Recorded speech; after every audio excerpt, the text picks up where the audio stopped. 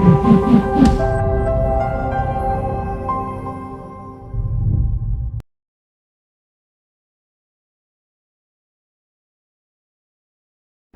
real estate nerds, this is Alex Yoder with Pro Tip Tuesday, my favorite day of the week.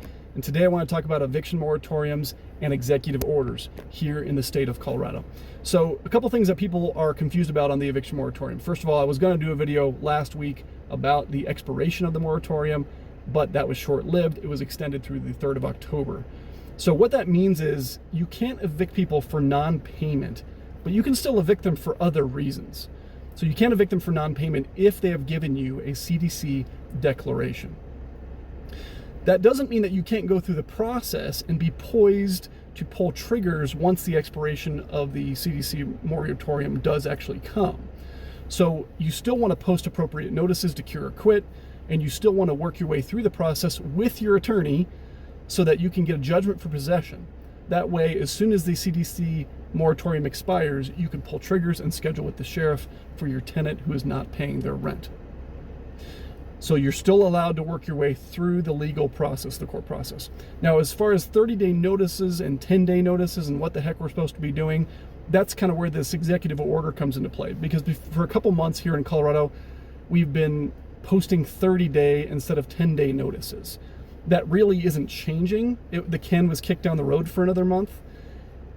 But there were some slight changes to the wording.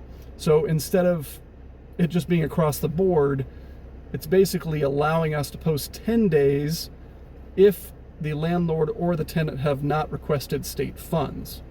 But what most attorneys are telling us is just post 30 days anyway, because you don't want to be 2-3 weeks into the process and then the tenant suddenly does request state funds, and now you have to repost and restart the entire thing.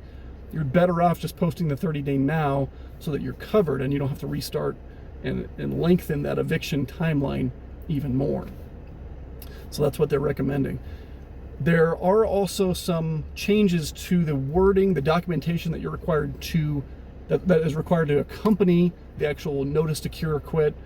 So make sure you're getting your hands on that proper documentation and posting that proper documentation with your notice when you're serving or posting the actual notice to the tenant, the 30-day notice to the tenant. I did share that on the Colorado Springs Landlord Forum Facebook page on the documents section, but you should be doing this with an attorney, 100%. You do not want to be 60 days into a 60+ day process and then find out that you screwed something up and you have to restart from the beginning. You do not want to do that. So make sure you are dotting all your I's and crossing out all your T's. And by that I mean hiring an attorney to dot all your I's and cross all your T's. That's all for today. We'll see you next week.